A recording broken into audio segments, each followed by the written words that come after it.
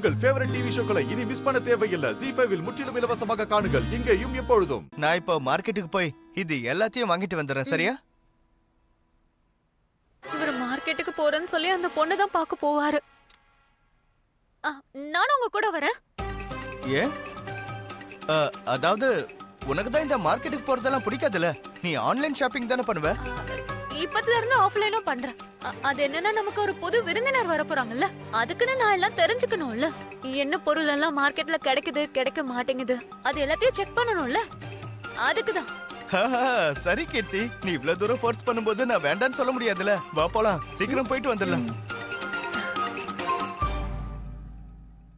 இன்னைக்கு உண்மை என்னன்னு கண்டுபிடிச்சே தேருவேன். எந்த பிசாசு இவர் கூட சுத்திட்டு இருக்கான்னு நான் கண்டுபிடிக்கிறேன். வாங்கம்மா, அவ கண்ணில் படக்கூடாது. சீக்கிரம் வாங்க.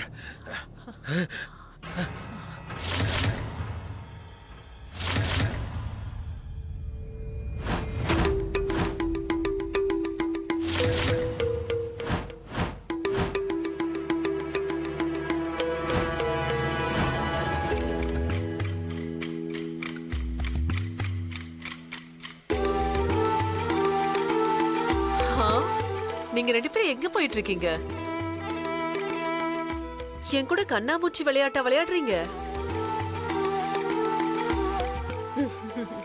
பாருங்களேன், 15 வருஷத்துக்கு முன்னாடி என் பார்வை எப்படி கூர்மையா இருந்ததோ இன்னைக்கும் அதே மாதிரிதான் இருக்கு. புடிச்சிட்டேன்ல?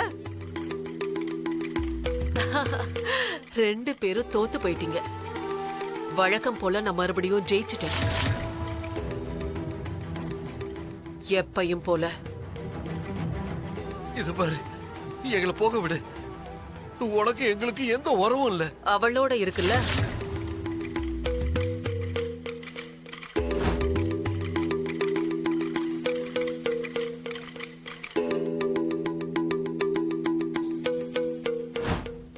எங்க அவ? உங்களோட இதய துடிப்பு, உங்க முகத்துல இருக்கிற சிரிப்புக்கு காரணமானவ. நான் பர்சனாவுக்கு கூட போனேன், ஆனா அங்கேயும் அவளை தரிசிக்க முடியல. இங்க தானே எங்கேயாவது இருக்கா? அவ இங்க இல்ல. ராதா, ராதா,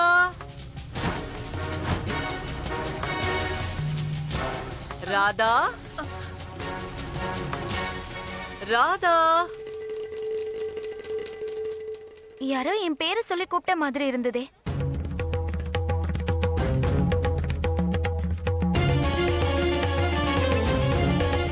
கடவுளே கிருஷ்ணா, அப்பாவையும் பாட்டியையும் நான் பாக்குறதுக்கு நீங்க காட்டுற அறிகுறி தானா இது?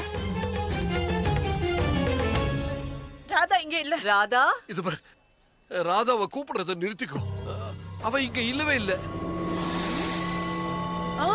அதுவும் இல்லாம உனக்கும் எங்க வாழ்க்கைக்கு எந்த சம்பந்தமும் இல்ல. மறுபடியும் எங்க வாழ்க்கைக்குள்ள வந்து குழப்பத்தை உண்டு பண்ற வேலையை வச்சுக்கோ. அப்புறம்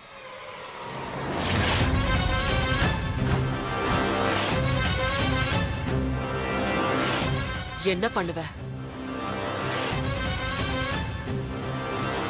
ஜீ5 ஆப்பை டவுன்லோட் செய்து அனைத்து எபிசோடுகளையும் இலவசமாக பாருங்க.